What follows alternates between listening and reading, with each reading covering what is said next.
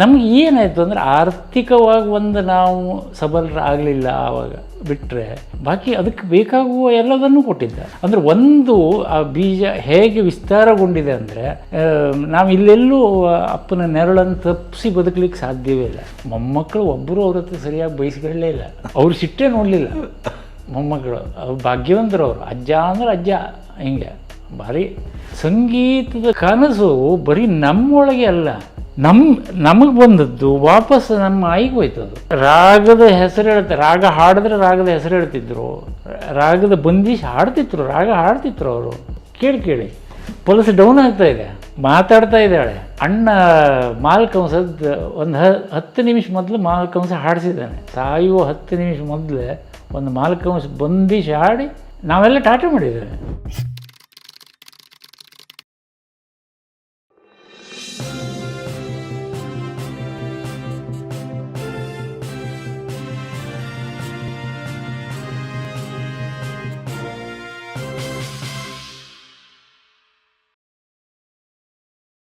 ಗೋಪು, ನನಗೆ ಇನ್ನೊಂದು ಕೇಳಬೇಕು. ಏನು ಅಂದರೆ, ಕೊನೆಗೂ ಈಗ ನಾವು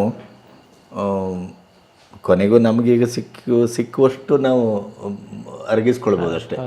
ಅವರ ಇಡೀ ವ್ಯಕ್ತಿತ್ವವನ್ನು ಅನಾವರಣ ಮಾಡಲಿಕ್ಕೆ ಅವರ ಸಮಕಾಲೀನರು ಭಾಳ ದೊಡ್ಡ ದೊಡ್ಡ ವ್ಯಕ್ತಿಗಳೇ ನಮ್ಗೆ ಯಾರೂ ಸಿಗೋದಿಲ್ಲ ಈಗ. ಇಲ್ಲ ಬಹುಶಃ ಈಗ ಆರ್ ವಿ ಭಂಡಾರಿ ಅಂಥವ್ರು ಅಥವಾ ನಮ್ಮ ಹೆಬ್ಬಾರ್ ಖಾನ್ ಕಣ್ಪೇಡರ್ ಅಂಥವ್ರು, ಈಗ ಅಂಥವರೆಲ್ಲ ಸಿಕ್ಕಿದ್ರೆ ಅಥವಾ ತುಂಬ ಒಂದು 25 ಜನರ ಹೆಸರು ಹೇಳ್ಬೋದು. ಆದರೆ ನಾನು ಹೇಳೋದು, ಕೊನೆಗೂ ನಿಮ್ಮ ಕುಟುಂಬಕ್ಕೆ ಇವತ್ತು ಒಂದು ಸುಮಾರು 46-47 ಜನ ನಿಮ್ಮ ಕುಟುಂಬಿಕರು ಏನು ಸಂಗೀತದ ಈ ಲಯದಲ್ಲೇ ಬದುಕ್ತಾ ಇದ್ದಾರಲ್ಲ, ಈ ವಾತಾವರಣಕ್ಕೆ ಇವತ್ತಿನ ನಿಮ್ಮ ಕುಟುಂಬ ಅತ್ಯಂತ ಅಪೂರ್ವ ಅಂತ ಅನಿಸುವಂಥ ಸಂದರ್ಭಕ್ಕೆ ಕಲಬ ಗೋವಿಂದ ಹೆಗಡೆಯವರ ಆತ್ಯಂತಿಕ ಕೊಡುಗೆ ಏನು ಅಂತ ಅನಿಸ್ತದೆ ನನಗೆ? ನಾ ಅವಾಗ ಹೇಳಿದಾಗೆ ಎಷ್ಟು ಸ್ವತಃ ನನಗನ್ನಿಸುತ್ತೆ, ನನ್ನ ಅಪ್ಪನಿಗೂ ಅದು ಗೊತ್ತಿದೆಯಲ್ವ, ಈ ಕನಸು ಬಿತ್ತದ್ದಿದೆಯಲ್ಲ ನಮಗೆ, ಮತ್ತು ದೈಹಿಕ ಮಾನಸಿಕ ಸದೃಢತೆಯನ್ನು ಕೊಟ್ಟದ್ದು ಅದೆಲ್ಲ ಅವನದೇ, ಅವನ ಕೊಡುಗೆ. ಅದು ಆ ಕನಸು ಸಾಕಾರ ಮಾಡಿಕೊಳ್ಳಿಕ್ಕೆ ನಮ್ಗೆ ಏನಾಯಿತು ಅಂದರೆ ಆರ್ಥಿಕವಾಗಿ ಒಂದು ನಾವು ಸಬಲರಾಗಲಿಲ್ಲ ಆವಾಗ ಬಿಟ್ಟರೆ ಬಾಕಿ ಅದಕ್ಕೆ ಬೇಕಾಗುವ ಎಲ್ಲದನ್ನೂ ಕೊಟ್ಟಿದ್ದ. ಸಾಂಸ್ಕೃತಿಕ ಸಬಲತೆ ಇತ್ತು ನಮಗೆ, ಆ ಹಾದಿ ಇತ್ತು, ಹಾದಿ ಹಾಕ್ಕೊಟ್ಟಿದ್ದ. ಅದೇ ಹಾದಿ ಅಂತ ಗೊತ್ತಾದ ಮೇಲೆ ನಮಗೆ ತಿರುಗಿ ನೋಡೋ ಕೆಲಸ ಬರಲಿಲ್ಲ. ಮತ್ತು ನಾವು ತಿರುಗಿ ಅಪ್ಪನ ನೋಡಲಿಲ್ಲ ನಾವು, ಯಾಕೆಂದರೆ ಅದು ಸ್ಪಷ್ಟ ಇತ್ತು ಮುಂದೆ ಹಾದಿ. ಈಗ ನಾವು ಇಷ್ಟು ಕುಟುಂಬದಲ್ಲಿ ಇಷ್ಟೂ ಜನ ಮ್ಯೂಸಿಕ್ಕು ಸಂಗೀತ ನಾವು ಬೆನ್ನತ್ತಿದ್ದೇವೆ ಅಂತಂದರೆ, ಒಂದು ಸಂಗೀತ ನಮಗೆ ಹಿತ, ಅದು ಉದ್ಯೋಗಕ್ಕಾಗಲ್ಲ, ಇದಕ್ಕಾಗಲ್ಲ. ಸಂಗೀತ ವ್ಯಕ್ತಿತ್ವ ಅಂತ ಹೇಳಿದ್ನಲ್ಲ ನಾನು, ಅದಕ್ಕೊಂದು ವ್ಯಕ್ತಿತ್ವ ಇದೆ. ಆ ವ್ಯಕ್ತಿತ್ವ ನಮಗೆ ಹಿತ, ನಮ್ಮ ಗುಣಕ್ಕೆ ಅದು ಹಿತ. ಅದು ಹಾಗಾಗಿ ಎಲ್ಲರೂ ಅದನ್ನು ಆಯ್ಕೆ ಮಾಡ್ಕೊಳ್ತಾರೆ. ಈ ಮೊಮ್ಮಕ್ಕಳವರೆಗೂ ಅದರಲ್ಲಿದ್ದಾರೆ, ಸಂಗೀತದಲ್ಲಿದ್ದಾರೆ. ಪ್ರೊಫೆಷನಲ್ಲಾಗಿ ತಗೊಂಡಿಲ್ಲ ಬಿಟ್ಟರೆ ಅದರಲ್ಲಿದ್ದಾರೆ. ಹಾಗಾಗಿ ಅವ ಅಲ್ಲಿ ಹಾಕ್ಕೊಟ್ಟ ಹಾದಿ, ಆ ಕನಸು ಬಿತ್ತದ ಕನಸು ಇದೆಯಲ್ಲ, ಇವತ್ತಿಗೂ ಎಲ್ಲ ಮಕ್ಕಳು ಮೊಮ್ಮಕ್ಕಳು ಮೊಮ್ಮಕ್ಕಳವರೆಗೂ ಅವರಿಗೆ ಅದರಲ್ಲಿ ಕನಸಿದೆ, ಇನ್ನೂ ಇದೆ. ಈಗ ಅವರು ಮೊಮ್ಮಕ್ಕಳು ಈ ಕನಸಿದೆ ಅವರಿಗೆ. ಅಂದರೆ ಒಂದು ಆ ಬೀಜ ಹೇಗೆ ವಿಸ್ತಾರಗೊಂಡಿದೆ ಅಂದರೆ ನಾವು ಇಲ್ಲೆಲ್ಲೂ ಅಪ್ಪನ ನೆರಳನ್ನು ತಪ್ಪಿಸಿ ಬದುಕಲಿಕ್ಕೆ ಸಾಧ್ಯವೇ ಇಲ್ಲ.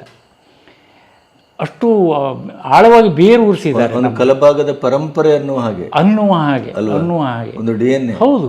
ನಮಗೆ ಈಗ ಮನೇಲಿ ಕಾರ್ಯಕ್ರಮ ಮಾಡಿಸೋದು ಯಾವ ಜಂಜಡವೋ, ಅದು ಎಂಥ ತಾಪತ್ರಯವೋ ಏನೋ ನಮ್ಗೆ ಯಾರಿಗೂ ಗೊತ್ತಿಲ್ಲ.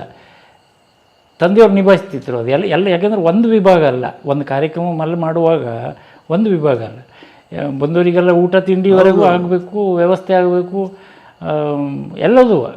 ಸೊ ಅದನ್ನೆಲ್ಲದೂ ಆತ ಅಂದರೆ ಆ ಜವಾಬ್ದಾರಿಯನ್ನು ಅಥವಾ ಆ ಮಾರ್ಗದರ್ಶನವನ್ನು, ಆ ಹಾದಿಯನ್ನು ಆರ್ಗನೈಸ್ ನಾನು ಮಾಡ್ತೇನೆ, ತಮ್ಮ ಮಾಡ್ತಾನೆ, ಅಣ್ಣ ಮಾಡ್ತಾನೆ, ಅಲ್ಲಿ ವಿನಾಯಕ ಮಾಡ್ತಾನೆ, ಆರ್ಗನೈಸ್ ಮಾಡ್ತಾರೆ. ಸಂಘಟನೆ ಅನ್ನೋದು ನಿಮ್ಗೊಂದು ದೊಡ್ಡ ಸಾಹಸವೇ ಅಲ್ಲ, ಸಾಹಸ ಅಲ್ಲ, ರೂಟೀನ್ ಅದು. ಹೌದು. ಈಗ ನಾನು ಕರಿಕಾನಮ್ಮನವ್ರು ಬಂದಂಥ ಗುಡ್ಡದ ಮೇಲೆ ಅಲ್ಲಿ ಬೆಳೆದಿಂಗಳ ಅಂದರೆ ಅದೊಂದು ದೊಡ್ಡ ಸಾಹಸ ಅದು. ಆ್ಯಕ್ಚುಲಿ ನಾನು ಹೇಳ್ಕೊಳ್ಳೋದಲ್ಲ, ಆದರೆ ಅದು ದೊಡ್ಡ ಸಾಹಸ ಅದು.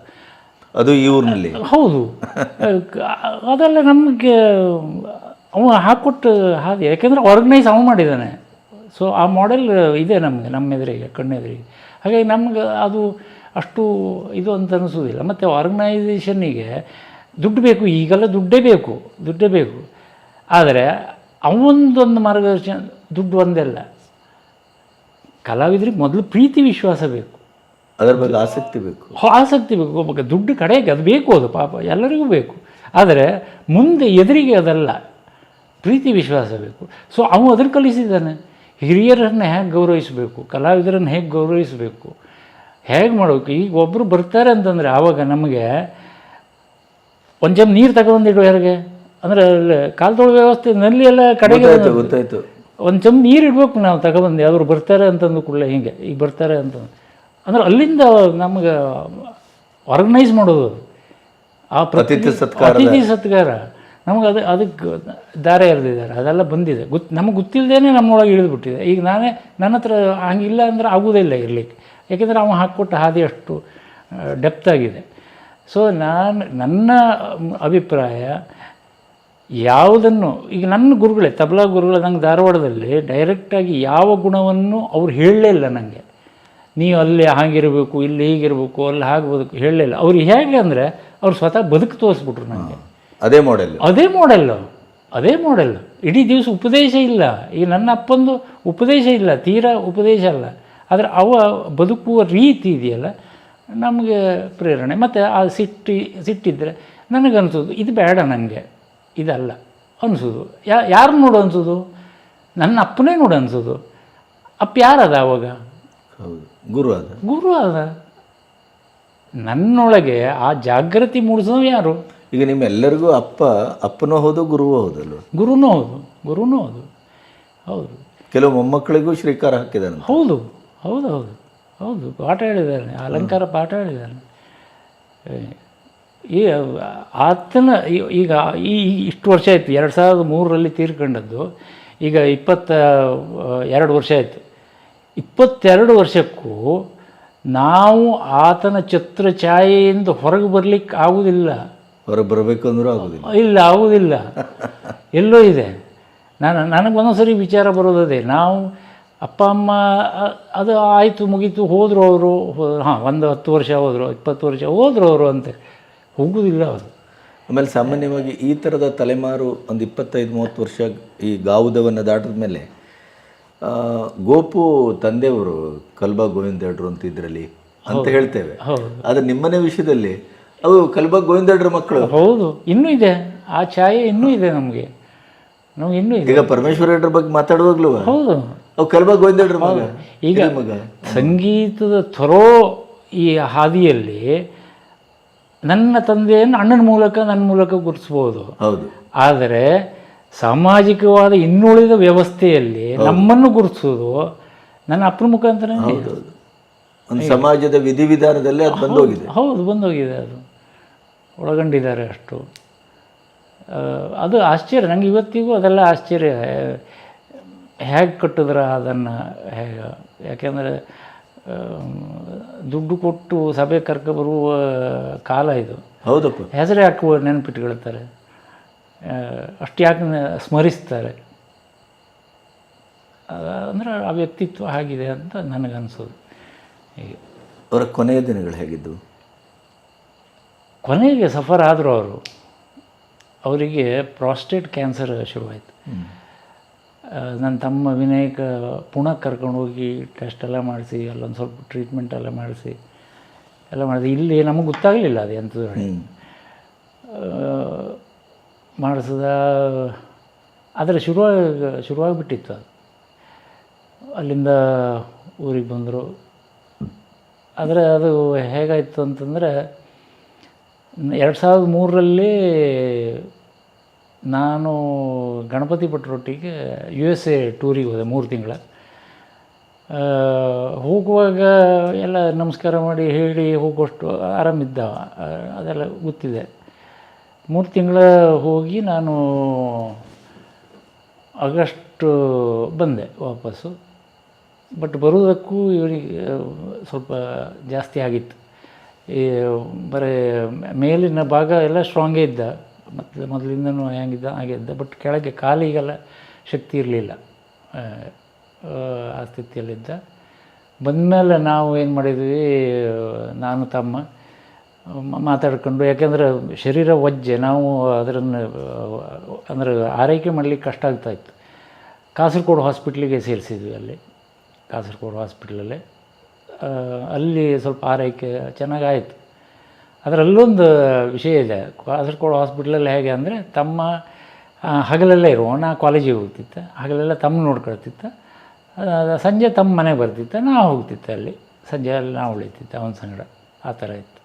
ಒಂದು ದಿವಸ ಏನಾಯಿತು ಅಂದರೆ, ತಮ್ಮ ಮೊದಲೇ ಬರಬೇಕು ಅಂದರೆ ತಮ್ಮ ಬಂದ, ನಾವು ಹೋಗೋದು ಲೇಟ್ ಆಗೋಯ್ತು. ಆದರೆ ಅಲ್ಲಿ ವ್ಯವಸ್ಥೆ ಮಾಡಿದ್ವಿ ನಾವು ಬರೋದು ಲೇಟ್ ಆಗುತ್ತೆ. ಒಂದು ಸ್ವಲ್ಪ ಅಲ್ಲಿ ಸಿಸ್ಟರ್ಸ್ ಯಾರು ಅಲ್ಲಿ ರೂಮಲ್ಲಿ ಅವ್ರ ಸಂಗಡ ಬಿಟ್ಟಿಡಿ, ನಾವು ಆಮೇಲೆ ಬರ್ತೇನೆ ನಾನು ಅಂತ ಹೇಳಿದ್ದೆ. ಅಲ್ಲಿ ಪಾಪ ಅವರಿಗೂ ಹಾಸ್ಪಿಟ್ಲಲ್ಲ ಏನೋ ಆಗಿರಬೇಕು. ಅಲ್ಲಿ ಸಂಜೆ ಸೊಳ್ಳೆ ವಿಪರೀತ, ಅಲ್ಲಿ ಸೊಳ್ಳೆ ಕಾಟ.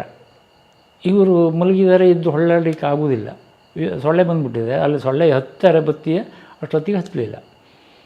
ಕರೆದ್ರಂತೆ ಇವರು, ಆ ರೂಮಿಂದ ಕರೆದಿದ್ದಾರೆ ಇವ್ರನ್ನೆಲ್ಲ, ಕೇಳಲಿಲ್ಲ, ಸ್ವಲ್ಪ ದೂರ ಆಗುತ್ತೆ, ಕೇಳಲಿಲ್ಲ.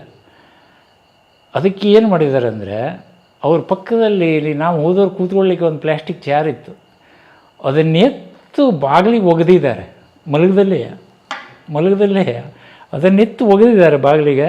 ಆ ಶಬ್ದಕ್ಕೆ ಓಡಿ ಬಂದರು ಎಲ್ಲ. ಕಡೆಗೆ ಬಂದು ನಾವು ಹೋಗೋದ್ರೊಳಗೆ ಅದೆಲ್ಲ ಹಚ್ಚಿದ್ದಾರೆ. ಕಡೆಗೆ ಇದು ಹೇಳಿದರು ಅವರು, ಮತ್ತು ತಂದೆಯವರು ಹೇಳಿದರು, ಎಂಥ ಒಂದು ನಿಮಿಷ ಇದು ತ್ರಾಸಾಯಿತು ನನಗೆ, ಉಚ್ಚತೆ ಹಣದ್ಬಿಟ್ಟು ಅಲ್ಲೇ ಅಂದರು. ಆದರೆ ಅವಗೂ ಅಷ್ಟು ತಾಕತ್ತಿತ್ತು ಅವರಿಗೆ, ಆ ಥರ. ಅಂದರೆ ಶಾರೀರಿಕವಾಗಿ ಯಾವತ್ತೂ ಸ್ಟ್ರಾಂಗೇ. ಅಲ್ಲಿ ಆಯಿತು. ಕಡೆಗೆ ಒಂದು ಪ್ರಮಾಣದ ಟ್ರೀಟ್ಮೆಂಟ್ ನಡೀತಾ ಇತ್ತು, ಆಯುರ್ವೇದಿಕ್ ಅದು ನಡೀತಾ ಇತ್ತು. ಕಡೆಗೆ ಅವರಿಗೆ ತನಗೆ ಏನೋ ಅಂದರೆ ಕ್ಯಾನ್ಸರ್ ಆಗಿದೆ ಅದು ಆ ಥರ ಗೊತ್ತಿಲ್ಲ ಅವರಿಗೆ, ನಾವು ಹೇಳಿರಲಿಲ್ಲ. ಆದರೆ ಒಂದು ದಿವಸ ಅವರು ಶುರು ಮಾಡಿದ್ರು. ಅವರು ನನಗೆ ಗೊತ್ತಾಗ್ತದೆ ಇದು ನನ್ನ ಕಡಿಮೆ ಆಗೋದಲ್ಲ, ಇದು ಮನೆಗೆ ಹೋಗ್ಬಿಡುವ, ಇದು ಕಡಿಮೆ ಆಗೋದಿಲ್ಲ, ಇದು ನನ್ನ ಮನೆ ಕರ್ಕೊಂಡು ಹೋಗಿ, ನೀನು ಇಲ್ಲಿ ಬೇಡ ಸಾಕು, ಇನ್ನು ಕಡಿಮೆ ಆಗೋದಿಲ್ಲ, ಅದು ಮನೆ ಹೋಗ್ಬಿಡುವ. ಸರ್ ಅಲ್ಲಿ ಪಂಡಿತರು ಅವರು ಪಂಡಿತರಿಗೆ ಹೇಳಿದ್ರು ಅವರು, ಹೀಗೆ ನನ್ನ ಕಳಿಸ್ಕೊಟ್ಬಿಡಿ. ಎಷ್ಟು ಅಂದರೆ ಆ ಪಂಡಿತರ ಅಕ್ಷರಶಃ ಡಾಕ್ಟ್ರು ಅಳ್ತಾ ಇದ್ದಾರೆ ಅವ್ರನ್ನ ಕಳಿಸ್ಬೇಕಾದ್ರೆ. ಆ ಅಟ್ಯಾಚ್ಮೆಂಟ್ ಬಂದುಬಿಟ್ಟಿತ್ತು ಅಲ್ಲಿ. ಕಡೆ ನಾವು ಕರ್ಕೊಬಂದ್ವಿ ಮನೆಗೆ. ಕರ್ಕೊಂಡು ಬಂದು ಒಂದು ಸ್ವಲ್ಪ ದಿವಸಕ್ಕೆ ಹೋದರು ಅವರು. ಹೀಗೆ ಆದರೆ ಕೊನೆಯ ತನಕನೂ ಅವರದ್ದು ಅಂದರೆ ನಾನು ಬದುಕಬೇಕು ಅನ್ನೋದಕ್ಕಿಂತ ಬದುಕಿನ ಉತ್ಸಾಹ ಇದೆಯಲ್ಲಿ ಅದು ಬತ್ತಲಿಲ್ಲ. ಅದಿತ್ತು, ಅದು ಎಷ್ಟೊತ್ತಿಗೂ ಬದುಕಿನ ಬಗ್ಗೆ ಆಸೆ ಇಲ್ಲ. ಅವ್ರಿಗೆ ಗೊತ್ತಾಗ್ಬಿಡ್ತು, ಅದು ಏನೋ ನಾವು ಹೇಳಲಿಲ್ಲ, ಆದರೂ ಏನೋ ಒಂದು ಇದು ಗೊತ್ತಾಯ್ತು ಅವರಿಗೆ, ಇಲ್ಲ ಇದು ಕಡಿಮೆ ಆಗೋ ಸಿಕ್ಕಲ್ಲ, ಕರ್ಕೊಂಡು ಹೋಗ್ಬಿಡಿ ಅಂತಂದ್ರೆ ಅಲ್ಲಿಗೆ ಬಂದುಬಿಟ್ರಿದ್ರು ಅವರು. ಹೀಗೆ ಮತ್ತು ಎಂದ ಅವರ ಸಿಟ್ಟು ಇದು ಎಲ್ಲ ನಾವು ಕಾಮನ್ನಾಗಿ ಹೇಳ್ತೇವಲ್ಲ. ನಮ್ಮ ಪಕ್ಕದಲ್ಲಿ ಆಚಾರ್ಯ ಮನೆ ಇದೆ, ಸಣ್ಣ ಮಕ್ಕಳು, ಅವ್ರಿಗೆ ಚಾಕ್ಲೇಟ್ ಯಾರ ಹತ್ರ ತರಿಸಿಟ್ಕೊಳ್ತೀರಿ, ಈ ಮಾಬ್ಲೇಟ್ರೆಲ್ಲ ದಿವಸ ಅಂಗಡಿ ಹೋಗೋರಿದ್ರಲ್ಲ ಅವ್ರ ಹತ್ರ ಹೇಳಿ ಚಾಕ್ಲೇಟ್ ತರಿಸಿಟ್ಕೊಳ್ತಿದ್ರು. ಆ ಮಕ್ಕಳೆಲ್ಲ ಕರೆದು ಚಾಕ್ಲೇಟ್, ಯಾವ ಅಪೇಕ್ಷೆಯೂ ಇಲ್ಲ, ಹೀಗೆ ಸುಮ್ಮನೆ ಪ್ರೀತಿ ಅಷ್ಟೇ. ಹೀಗೆ ಮೊಮ್ಮಕ್ಕಳು ಸ್ವಸ್ತಿಗಳು ಆ ಥರದ ರೀತಿ ಬಂದಾಗೆಲ್ಲ ಹೇಗಿರ್ತಿತ್ತು ಅವ್ರ ಮನೋಭಾವ? ಮೊಮ್ಮಕ್ಕಳ ಬಗ್ಗೆ ಭಯಂಕರ. ಮೊಮ್ಮಕ್ಕಳು ಒಬ್ಬರು ಅವ್ರ ಹತ್ರ ಸರಿಯಾಗಿ ಬಯಸ್ಕೊಳ್ಳೇ ಇಲ್ಲ, ಅವ್ರು ಸಿಟ್ಟೇ ನೋಡಲಿಲ್ಲ ಮೊಮ್ಮಕ್ಕಳು. ಅವ್ರು ಭಾಗ್ಯವಂತರು ಅವರು. ಅಜ್ಜ ಅಂದ್ರೆ ಅಜ್ಜ, ಹಿಂಗೆ ಭಾರಿ. ನಾಗವಣಕ್ಕ ದೊಡ್ಡ ಮಗನೂ ಹೇಳ್ತಾ ಇದ್ದ, ಹೌದು, ಅಯ್ಯೋ ಅಜ್ಜ ಅಂದರೆ ಹಿಂಗೆ ಅಂತಾರೆ ಅವ್ರು. ಅಜ್ಜ ಅಂದ್ರೆ ಅಜ್ಜಂಗೆ ಅವ ಅಂದ್ರೆ ಭಯಂಕರ. ಮತ್ತು ಕೆಟ್ಟ ಕಿಲಾಡಿ ಅವಾಗ. ಅಂಥದ್ರಲ್ಲಿ ಅಜ್ಜಂಗೆ ಅಂದರೆ ಮೊಮ್ಮಕ್ಕಳು ಭಯಂಕರ, ಆ ಅಟ್ಯಾಚ್ಮೆಂಟ್ ಭಯಂಕರ. ಈಗ ನನ್ನ ಮಗನವರೆಗೂ ಇದನ್ನು ಅಜ್ಜನ ಸುಖವನ್ನು ಅನುಭವಿಸಿದ್ದಾರೆ ಅವರೆಲ್ಲ. ಮತ್ತು ಅಜ್ಜಿ ಸುಖವೇ ಅವರಿಗೆಲ್ಲ. ಈಗ ನಾವು ಹೇಳಿದ್ದೆಲ್ಲ ಈಗ ಒಂದು ಜನ್ರೇಷನ್ ಲೇಟ್ ಅಲ್ಲ, ಗೊತ್ತಾಯ್ತು.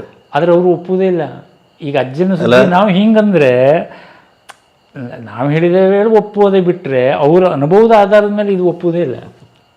ಯಾಕಂದರೆ ಅಷ್ಟು ಚೇಂಜ್ ಆಗಿಬಿಟ್ಟಿದ್ದ ಮೊಮ್ಮಕ್ಕಳಿಗೆ, ಆ ಥರ ಬದಲಾವಣೆ. ಸೊ ಅವರು ಪುಣ್ಯವಂತರು,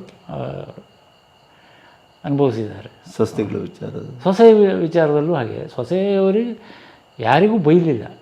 ಆದರೆ ಸೊಸೆಯವರಲ್ಲವ ತವರು ಮನೆಗೆ ಹೋದರೆ ಬ್ಯಾಗ್ ಬರಬೇಕು, ಅಲ್ಲಿ ಹೆಚ್ಚಿಗೆ ದಿವಸ ಉಳಿಲಿಕ್ಕಿಲ್ಲ, ಬ್ಯಾಗ್ ಬರಬೇಕು. ಯಾಕೆ ಬರಬೇಕು ಅಂದರೆ ಇವನು ಸುತ್ತಮುತ್ತಲೇ ಎಲ್ಲರೂ ತಿರುಗ್ತಿರ್ಬೇಕು, ಅಷ್ಟು ಮಕ್ಕಳು ಮೊಮ್ಮಕ್ಕಳು ಸೊಸೆಗಳು ಎಲ್ಲ ಇವನ ಆಸ್ತಂದ ಹಿಂಗೆ ಅಲ್ಲೇ ಇರಬೇಕು, ಗಿರ್ಕಿ ಹೊಡೆದು ಗಿರ್ಕಿ ಹೊಡಿತಿರ್ಬೇಕು. ಅದು ದೂರ ಹೋಗಿ ಬ್ಯಾಗ್ ಬರಬೇಕು, ಹಿಂಗೆ ಅದು ಇತ್ತು.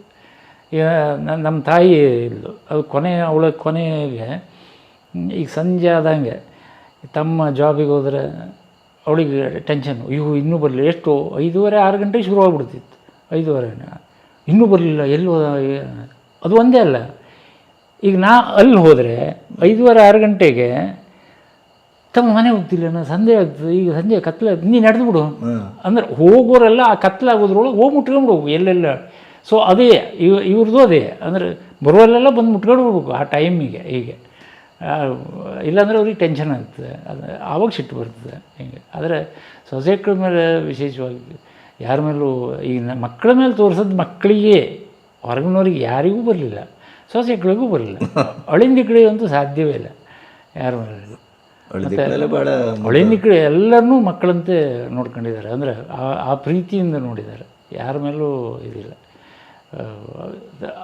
ಗೋವಿಂದ ಕಡೆ ಅಂತ ಆದರೂ ಕೂಡ ತನ್ನ ಅಳಿನ ಹೆಂಗೆ ನೋಡ್ಕೊಳ್ಬೇಕು ಹಾಗೆ ನೋಡಿದ್ದಾರೆ. ಯಾವುದೇ ಆ ಜಾಪು ಅಥವಾ ಇದರಲ್ಲಿ ಯಾವುದೂ ಇಲ್ಲ, ಆತ್ಮೀಯವಾಗಿ ಭಾಳ ಪ್ರೀತಿಯಿಂದ. ತಾಯಿಯವರ ಕೊನೆಯ ದಿನಗಳು ಹೇಗಿದ್ದು? ತಾಯಿಯವರು ಚೆನ್ನಾಗೇ ಇದ್ದರು. ನಿಮ್ಮೆಲ್ಲರ ಒಂದು ಇದನ್ನು ಉಜ್ವಲವಾದಂಥ ಇದನ್ನು ನೋಡಿದ್ದಾರೆ. ಇಲ್ಲಿ ಬಂದಿದ್ದರು, ಇಲ್ಲಿ ಈ ಮನೆ ಕಟ್ಟದ ಮೇಲೆ ತುಂಬ ಚೆನ್ನಾಗಿದ್ದರು ಅವರು. ಆ ವಯಸ್ಸಿಗೂ ಅವರ ಇದಕ್ಕೂ ಆ್ಯಕ್ಟಿವ್ ಇದಕ್ಕೂ ಸಂಬಂಧವೇ ಇಲ್ಲ. ನಾನು ಹೇಳೋದು ಅದೇ, ಸಂಗೀತದ ಕನಸನ್ನು ಬಿತ್ತದ್ದು ಅಂದರೆ ಅವರು ಎಷ್ಟು ಸಪೋರ್ಟ್ ಮಾಡಿದ್ದಾರೆ ಗೊತ್ತಿಲ್ಲ. ಆ ಕನಸು ಬರೀ ನಮ್ಮೊಳಗೆ ಅಲ್ಲ, ನಮಗೆ ಬಂದದ್ದು ವಾಪಸ್ ನಮ್ಮ ಆಯಿಗೆ ಹೋಯ್ತದು. ಅವರು ಈಗ ರಾಗದ ಹೆಸರಿನಲ್ಲಿ ರಾಗದ ಹೆಸರು ಹೇಳ್ತಾರೆ, ರಾಗ ಹಾಡಿದ್ರೆ ರಾಗದ ಹೆಸರು ಹೇಳ್ತಿದ್ರು, ರಾಗದ ಬಂದೀಶ್ ಹಾಡ್ತಿದ್ರು, ರಾಗ ಹಾಡ್ತಿದ್ರು ಅವರು. ಆ ಬಂದೀಶ್ ಅಲ್ಲವ ಈಗ ನಮಗೆ ಮರ್ತರು ಹೇಳ್ಕೊಡುವಷ್ಟು, ಆ ಬಂದೀಶನ್ನು ಹೇಳ್ಕೊಡುವಷ್ಟು ಅವಳಿಗೆ ಅಷ್ಟು ಕಂಠಪಾಠ ಕೇಳಿ ಮಕ್ಕಳು ಹಾಡುವುದನ್ನು ಕೇಳಿ ಅಡುಗೆ ಮನೆಯಲ್ಲಿ ತಾನೇ ಇದು. ಹೌದು, ಅಡುಗೆ ಮನೆಯಲ್ಲಿ. ಆಮೇಲೆ ಆಸ್ಪತ್ರೆಯಲ್ಲಿ ಹಾಡಿದ್ದಾಳೆ, ನಾವೆಲ್ಲ ನಿಂತ್ಕೊಂಡಿದ್ವಿ, ಅಲ್ಲ ಹಾಡಿದ್ವಿ. ಕಡೆಗೆ ಅಲ್ಲೂ ಆಸ್ಪತ್ರೆಯಲ್ಲೂ ಅವರು ಕರ್ಕೊಂಡು ಹೋಗಿ ಮನೆಗೆ, ಹೀಗೆ ಭಾಳ ಇದು ಇಲ್ಲ ಅಂತಂದರು. ಅವ್ರು ಹೇಳಿದ್ದೆ, ಇವಳು ಒಂದು ಸ್ವಲ್ಪ ಮಬ್ಬಾಗಿದ್ಲು, ಮನೆಗೆ ಬಂದದ್ದೇ ಮತ್ತೆ ಎಚ್ಚರ ಹೋದ್ಲು, ಮತ್ತೆ ಸುದ್ದಿ ಎಲ್ಲ ಶುರುವಾಯಿತು. ಪಲ್ಸ್ ಡೌನ್ ಆಗ್ತಾಯಿದೆ, ಮಾತಾಡ್ತಾ ಇದ್ದಾಳೆ. ಅಣ್ಣ ಮಾಲ್ಕಂಸದ ಒಂದು 10 ನಿಮಿಷ ಮೊದಲು ಮಾಲ್ಕಂಸ ಹಾಡಿಸಿದ್ದಾನೆ. ಸಾಯುವ 10 ನಿಮಿಷ ಮೊದಲೇ ಒಂದು ಮಾಲ್ಕಂಸ ಬಂದಿಶ್ ಹಾಡಿ ನಾವೆಲ್ಲ ಟಾಟಾ ಮಾಡಿದ್ದೇವೆ. ಹೌದಾ? ಹೌದೌದು, ನಾವೆಲ್ಲ ನೀ ಆರಾಮ್ ಹೋಗುವ ಮತ್ತೆ ಅಂಥೇಳಿ. ಅಂದ್ರೆ 10-11 ಮಕ್ಕಳ ಹಡಿದು ಆಕೆ ಅವಳು ಇಡೀ ಸಂಸಾರ ಜವಾಬ್ದಾರಿಯನ್ನು ಹೊತ್ತು ಅಷ್ಟು ಸುಲಭಿಲ್ಲ. ಮತ್ತು ಅದೇ ಆ ಆತ್ಮ, ಅದ್ಭುತ ಆತ್ಮ ಅದು. ಅಂದರೆ ಸಂಗೀತ ಹೇಳೋದು ಎಷ್ಟು ಆಳಕ್ಕೆ ಇಳಿದಿದೆ ಅನ್ನೋದು, ಆ ಸಾಯುವ 5 ನಿಮಿಷ 10 ನಿಮಿಷ ಮೊದಲು ಆ ಮಾಲ್ಕಂಸ್ ಬಂದೀಶನ್ನು ಹಾಡಿ ಕಣ್ಣೆಲ್ಲ ಸಣ್ಣಾಗಿ ಉಸಿರೆಲ್ಲ ಡೌನ್ ಆಗ್ತಾ ಬಂದು ತೃಪ್ತಿಯಿಂದ ನಾನು ಹೇಳೋದೇ. ಅಂದರೆ ಯಾರಿಗೆ ಯಾವ್ಯಾವ್ದು ಭಾಗ್ಯವನ, ಆದರೆ ನಮಗೆ ಇದೆಲ್ಲ ಭಾಗ್ಯ, ಇದೆಲ್ಲ ಭಾಗ್ಯ. ನಿಮ್ಮ ಕುಟುಂಬದ ಹೊಕ್ಕಳು ಬಳ್ಳಿ ಸಂಗೀತವೇ ಅಂತ ಅನಿಸ್ತದೆ ಅಲ್ವಾ? ಅಲ್ವಾ? ಈಗ ನನಗೆ ಯಾಕಂದ್ರೆ ಈಗ ತಾಯಿಯವರ ನಿರ್ಗಮನ, ಹೌದು ಹೌದು. ಆಮೇಲೆ ಅಣ್ಣ ಏನೋ ಹಾಡಿದ್ದನ್ನು ಅದನ್ನು ರಾಗನೂ ಹೇಳಿದ್ರಂತ. ಹೌದು, ರಾಗ ಹೇಳಿದ್ರು. ಮತ್ತು ಯಾವುದ್ಯಾವುದೋ ಹಾಡುಗಳು ಯಾವಾಗ ಗೊತ್ತಾಯ್ತು ನಮಗೆ, ಆ್ಯಕ್ಚುಲಿ ಗೊತ್ತಿಲ್ಲ. ಯಕ್ಷಗಾನದ ಹಾಡು ಹೇಳಿದ್ರು. ಯಕ್ಷಗಾನದ ಹಾಡುಗಳು, ಸಂಪ್ರದಾಯದ ಹಾಡುಗಳು, ಶ್ರೀಧರ ಸ್ವಾಮಿಗಳು ಅವರ ಹಾಡು ಎಲ್ಲ ಒಂದರಿಂದ ಒಂದು. ಯಾವಾಗ ಅವರು ಆ ಥರ ನಮ್ಮ ಕಡೆಗೆ ನಮಗೆ ಎಲ್ಲರಿಗೂ ಮನೆಗೂ ಯಾರು ಹೋಗ್ತೇವೆ ಎಲ್ಲರೂ ಅಯ್ಯ ಅದು ಎಲ್ಲ ಹೇಳ್ತಿದ್ಲು ಅವಳು. ಎಲ್ಲ ಹೋಗೋದು ಎಲ್ಲ ಆದರೂ ಆಮೇಲೆ ಮಾಡಿ ನೆನಪು ಮಾಡಿ ಹೇಳ್ತಿದ್ಲು ಅವಳು. ಎಂಥ ಜೀವ ಅಂತ. ಅವರ ದಿನಗಳಲ್ಲೂ ನೀವು ಸಂಗೀತ ಸಮಾರೋಹ ಮಾಡಿದ್ರಂತಲ್ವ? ಹೌದು ಹೌದು. ನನಗೆ ಅಂದರೆ ಇನ್ನು ಹೇಗೆ ಸಲ್ಲಿಸೋದು ಅವಳಿಗೆ? ನಾವು ಇನ್ನು ಯಾವ ರೀತಿಯಿಂದ, ಧಾರ್ಮಿಕವಾಗಂತೂ ಮಾಡ್ತೇವೆ, ಅದು ಇಂಥದ್ದೇ. ಮತ್ತು ಯಾವ ರೀತಿಯಿಂದ ಸಲ್ಲಿಸ್ತೇವೆ? ಅವಳ ತೀರ್ಕೊಂಡ ದಿವಸದಿಂದ ಮಾರನೇ ದಿವಸದಿಂದ 12ನೇ ದಿವಸವರೆಗೂ ನಾವು ಸಂಗೀತ ಸಮಾರಾಧನೆ ಅಂದ್ರೆ ಸತ್ಸಂಗ ಅಂಥೇಳಿ ಮಾಡಿದ್ವಿ. ಮಕ್ಕಳು, ಮೊಮ್ಮಕ್ಕಳು, ಸೊಸೆಗಳು ಎಲ್ಲರೂ ಇನ್ವಾಲ್ವ್ ಆಗಿ ಕಡೆಗೊಂದು ಭಜನೆಯರು ಆಡಬೇಕು ಅವರು ಎಲ್ಲರೂ. ಆ ಥರ ಮಾಡಿ ಸಂಜೆಯಿಂದ ರಾತ್ರಿವರೆಗೆ ಕಡೆಗೆ ಊಟ ಪ್ರತಿ ದಿವಸ. ಅದು ಸುಮ್ಮನೆ ಸುದ್ದಿ ಹೇಳೋದು ಅದು ಮಾಡೋಕ್ಕಿಂತ ಇದು ಮಾಡಿ ಅವಳಿಗೊಂದು ನಮ್ಮ ಕೈಲಾಗೋದು ಶ್ರದ್ಧಾಂಜಲಿ ಆ ಥರ ಸಲ್ಲಿಸಿದ್ವಿ. ಅವರು ಕಾರ್ಯಕ್ರಮದ ಆರ್ಗನೈಸರು ಕೂಡ. ಆಗ ಆ ಕಾಲದಲ್ಲಿ ಸರಿಯಾದ ವಾಹನ ವ್ಯವಸ್ಥೆ ಇಲ್ಲದೆ ಹೋದ ಕಾಲದಲ್ಲಿ ದೋಣಿ ಮೇಲೆ ಹೋಗುವ ಕಾಲ. ಇಡಗುಂಜಿಯಲ್ಲಿ ಅಲ್ಲಿ ಯಾಜಿ ಭಗವತರು ಅಂತಿದ್ದಾರೆ, ಅವರ ಹಿರಿಯ ಮಗ ಗಜಾನ್ ಯಾಜಿಯವರು ಅಂತೇಳಿ, ಅವರು ಇಲ್ಲೇ ಮುಂಬೈಗೆ ಹೋಗಿ ಸೆಟ್ಲಾಗಿದ್ದರು. ಸೊ ಅವ್ರಿಗೇನಾಯಿತು ಅಂದರೆ ಊರಿಗೆ ಬಂದಾಗ ಎಲ್ಲರನ್ನೂ ಭೇಟಿ ಆಗಬೇಕು ಅಂತ. ಅದಕ್ಕೆ ಒಳ್ಳೆಯ ಪ್ಲ್ಯಾನ್ ಅವ್ರು ಏನು ಮಾಡಿದ್ರು ಅಂದರೆ ಎಲ್ಲರೂ ಸೇರಿ ಇಡಗುಂಜಿಲಿ ಒಂದು ಕಾರ್ಯಕ್ರಮ ಮಾಡುವ ಅಂತೇಳಿ ಶುರುವಾಯಿತು. ಆಗ ನನ್ನ ತಂದೆಯವರು, ಕೆರೆಮನೆ ಮಾಬಲಗಡೆಯವರು, ಆಮೇಲೆ ಅಣ್ಣ, ಈ ಯಾಜಿಗಳು, ಈ ಎಲ್ಲ ಸೇರ್ಕೊಂಡು ಕಡೆಗೆ ಎಸ್ ಶಂಭು ಭಟ್ರು ಅದರೊಟ್ಟಿಗೆ ಸೇರಿದ್ರು. ಎಲ್ಲರೂ ಕಟ್ಟಿಗೆ ಭಟ್ರು ಎಲ್ಲರೂ ಸೇರ್ಕೊಂಡು ಇಡಗುಂಜಿಯಲ್ಲಿ ಸೇವೆ ವರ್ಷಕ್ಕೆ ಒಂದು ದಿವಸ ಅಲ್ಲಿ ರಾತ್ರಿ ಬೆಳೆ ತನಕ. ಅಲ್ಲಿ ಆವಾಗ ಇದಿತ್ತು ಅಂದರೆ ಈ ಸಭಾಯಿತರ ಅವರ ಆಡಳಿತ ವ್ಯವಸ್ಥೆ ಇತ್ತು. ಕಲಾವಿದರಿಗೆ ಊಟ ತಿಂಡಿಯ ವ್ಯವಸ್ಥೆ, ಚಹಾ ಇದರದ್ದು ಅದೆಲ್ಲ ಚೆನ್ನಾಗಿ ನಡೀತಿತ್ತು. ಆದರೆ ಅದು ಪ್ಯೂರ್ಲಿ ಸೇವೆ ಅಂತಲೇ, ಅಲ್ಲಿ ಜನನೂ ವಿಶೇಷ ಆಗ್ತಾ ಇರಲಿಲ್ಲ. ಆದರೆ ಈ ಕಲಾವಿದರು ಮಳೆಗಾಲ ಇನ್ಸ್ಟ್ರೂಮೆಂಟನ್ನೆಲ್ಲ ಹೊತ್ಕೊಂಡು ಹೋಗಿ ಅಲ್ಲಿ ಎಷ್ಟೋ ವರ್ಷಗಳ ಕಾಲ ಆ ಸೇವೆಯನ್ನೆಲ್ಲ ಮಾಡ್ಕೊಂಡ್ರು. ಅದು ಒಂದು ಆರ್ಗನೈಸೇಷನ್ ಪಾರ್ಟ್ ಅಲ್ಲಿ. ಆಮೇಲೆ NS ಹೆಗಡೆಯವರು, GK ಹೆಗಡೆಯವರು ಇವರೆಲ್ಲ ಅದಕ್ಕೆ ಸೇರ್ಕೋತಾ ಬಂದರು ಹೀಗೆ ಕಲಾವಿದರಾಗಿ. ಆದರೆ ಅದೊಂದು ಅಲ್ಲಿಂದ ಶುರುವಾಗಿದ್ದು ಶಂಭು ಭಟ್ರು. ಈಗ ಕಡ್ತೋಕ S ಶಂಭು ಭಟ್ರು ಈಗ ಮುಂದುವರಿಸಿದ್ದಾರೆ ಅದನ್ನು. 80 ವರ್ಷದ ಸುಮಾರಾಯಿತು ಅದಕ್ಕೆ, ಆ ಕಾರ್ಯಕ್ರಮಕ್ಕೆ. ಆದರೆ ಅದರ ಹಿಂದೆ ನಿಮ್ಮ ತಂದೆ? ಹೌದು ಹೌದು. ಕೆರೆಮನೆ ಮಾವಲಡ್ರು, ಗಜಾನ್ ಯಾಜಿಗಳು, ಕಟ್ಟಿಗೆ ಭಟ್ರು ಎಲ್ಲರೂ ಇದ್ದರು. ಆದರೆ GR ಭಟ್ರು ಸೇರಿದ್ರು, ಬಾಳೆಗದ್ದೆ GR ಭಟ್ರು ಎಲ್ಲರೂ ಸಂಗೀತಗಾರರೆಲ್ಲ ಸೇರಿ ಇಡಗುಂಜಿ ಹೋಗಿ ಸೇವೆ, ವರ್ಷಕ್ಕೊಂದು ಸೇವೆ ಅಂಥೇಳಿ. ಕೊನೆಯದಾಗಿ ಈಗ 100 ವರ್ಷ ಆಗ್ತಾ ಇದೆಯಲ್ಲ, ಏನು ನಿಮ್ಮ ತಲೆಯಲ್ಲಿ ಓಡ್ತಾ ಇದೆ ತಂದೆಯವ್ರ ಬಗ್ಗೆ? ಈ 100 ವರ್ಷ ಅನ್ನೋದು ಆ್ಯಕ್ಚುಲಿ ನಮ್ಮ ಕುಟುಂಬದಲ್ಲಿ ಮೊದಲೇ ಶುರು ಮಾಡಿದ್ದು ನನ್ನ ತಮ್ಮ ವಿನಯಿಕ. 100 ವರ್ಷ ಅಪ್ಪಂಗೆ ಹಿಂಗೆ ಏನಾದ್ರು ಮಾಡುವ ಅಂತೇಳಿ. ಬಟ್ ಅದು ಅಷ್ಟಕ್ಕೆ ಆಗಿ ಸುಮ್ಮನೆ ಇತ್ತು. ಅದು ಏನೋ ಇನ್ನೂ ಹರಳುಗಟ್ಟಿರಲಿಲ್ಲ ಅದು. ಆದರೆ ಅದು ಮಾಡುವ ಅನಿವಾರ್ಯತೆ ತಂದವ ನೀನು.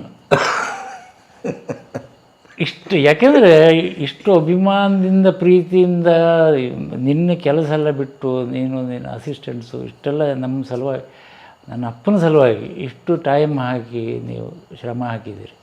ನೀವು ಇಷ್ಟು ಮಾಡಿದ್ರೆ ನಾವು ಇಷ್ಟು ಮಾಡಬೇಕು ಅನ್ನೋದು ಈಗ ಲೆಕ್ಕಾಚಾರ ಶುರುವಾಗಿದೆ ಈಗ. ಹಾಗಾಗಿ ಅದು ಈಗ ಮುಂದೆ ನಡೀಲಿಕ್ಕೆ ನಮ್ಮೆಲ್ಲ ನನಗೆ ಇದು ಅಂದರೆ ನಮ್ಮ ಮನೆ ಕುಟುಂಬದವ್ರು ಮಾತಾಡಿಸೋದು ಅಂದರೆ ಒಂದು ಮನೆ ಇಂಟರ್ನ್ಯಾಷನಲ್ ಇದು ಯಾಕೆಂದರೆ ಎಲ್ಲರೂ ಅಲ್ಲೆಲ್ಲ ಇದ್ದಾರೆ. ನನ್ನ ತಮ್ಮ ಕೆನಡಾದಲ್ಲಿದ್ದಾನೆ, ಮಕ್ಕಳು ಮೊಮ್ಮಕ್ಕಳು ಎಲ್ಲ ಬೇರೆ ಬೇರೆ ಇದ್ದಾರೆ, ಬೇರೆ ಬೇರೆ ದೇಶದಲ್ಲಿ. ಹಾಗಾಗಿ ಎಲ್ಲರನ್ನೂ ಸೇರಿಸಿ ಮಾತಾಡಿ ಇದಕ್ಕೊಂದು ಸ್ಪಷ್ಟ ರೂಪ ತಗೊಬಂದು ಸಾಧ್ಯ ಇದ್ದರೆ ಅವನ ಎಲ್ಲ ಬದುಕಿನ ಆಯಾಮಗಳನ್ನು ಪ್ರತಿನಿಧಿಸುವಂಥ ಎಲ್ಲರನ್ನೂ ಸೇರಿಸಿ ಅವನನ್ನು ಇನ್ನೊಂದು ಸಲ ನಾವು ಆ ಮೂಲಕ ಕಣ್ಣು ತುಂಬಿಕೊಳ್ಳುವ, ಮನಸ್ಸು ತುಂಬಿಕೊಳ್ಳುವ ಒಂದು ಕೆಲಸ ಆಗಬೇಕು. ಸಮಾಜ ಸ್ತುತಿಗೈಯುವ ಕೆಲಸ ಆಗಬೇಕು. ಸಮಾಜಕ್ಕೆ ಮತ್ತೊಂದು ಸರಿ ಅದನ್ನು ನೆನಪು ಮಾಡುವಂಥ ಕೆಲಸ ಆಗಬೇಕು ಅಂತ ನಮ್ಮ ಪ್ರಯತ್ನ ಈಗ ಶುರುವಾಗಿದೆ. ಈ ಶುರು ಮಾಡಿದ ನೀವು ನಿಮಗೆ ನಮ್ಮ ಇಡೀ ಕುಟುಂಬದ ಪರವಾಗಿ, ನಮ್ಮೆಲ್ಲರ ಪರವಾಗಿ, ನೀವು ಅರುಣ ಎಲ್ಲ ಇಬ್ಬರಿಗೂ ನಾವು ಹೃತ್ಪೂರ್ವಕವಾದ ಧನ್ಯವಾದ ನಮನಗಳನ್ನು ಅರ್ಪಿಸ್ತಾ ಇದ್ದೇವೆ. ಎಲ್ಲ ನಿಮ್ಮ ವೀಕ್ಷಕರಿಗೆ, ನಮ್ಮನ್ನು ಪ್ರೋತ್ಸಾಹಿಸುತ್ತಿರುವ ಎಲ್ಲ ವೀಕ್ಷಕರಿಗೆ ನನ್ನ ಹೃತ್ಪೂರ್ವಕ ನಮನಗಳನ್ನು ಹೇಳ್ತಾ ಇದ್ದೇನೆ. ಧನ್ಯವಾದ. Thank you.